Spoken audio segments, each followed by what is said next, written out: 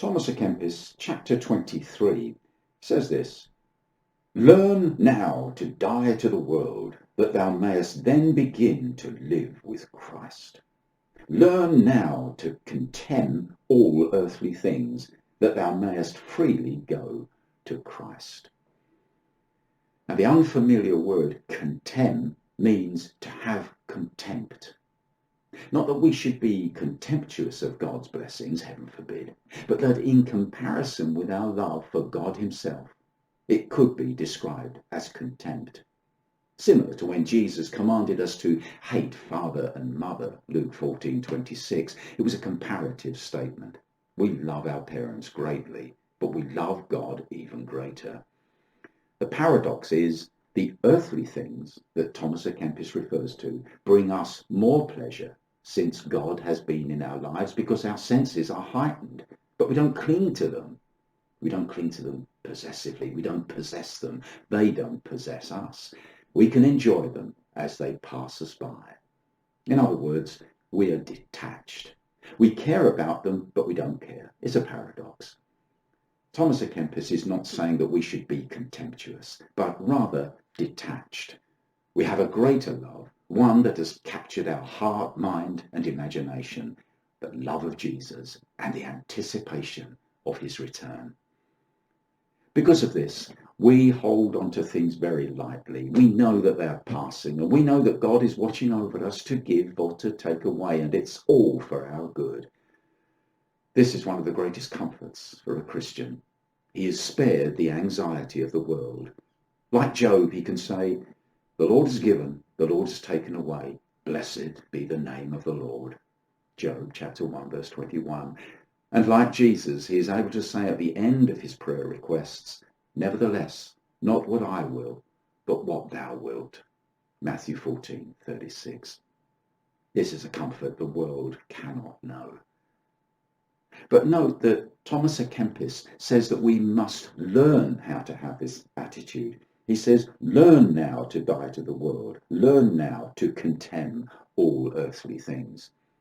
It's not a natural gift that some have and others lack, but it's a spiritual one and something that we can cultivate. Disciples learn these disciplines. And further, twice he says that we must learn now. The sooner the better, but also because here and now is the only place where we can learn this spiritual art. It can't be learned in heaven, nor in the coming kingdom where we shall have our glorified bodies. We must learn it now. Surrounded as we are with things and temptations and the fears and anxieties of this tumultuous world, day after day we are bombarded with evil tidings. This one has died, that one has lost all he has, another disease variant is spreading, the cost of living is rising, and so on and on. Only the Christian who has applied himself to learn can honestly say, "The Lord has given, the Lord has taken away. Blessed be the name of the Lord." And it's not said with gloomy resignation, but with prophetic, anticipatory joy. I say prophetic because his eye is always on the clouds.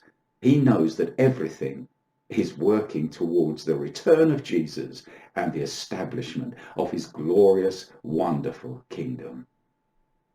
The pains of this life that exhaust the unbeliever help the believer to achieve detachment. He increasingly looks to the clouds, Revelation 21 verse 4. Give him pain, and he looks for the arrival of Jesus and the kingdom where there is no pain. Give him tears, and he looks for the kingdom where all tears are wiped away. Give him loss, and he's reminded that he's gained the greatest prize of all, a personal saviour and friend, Jesus.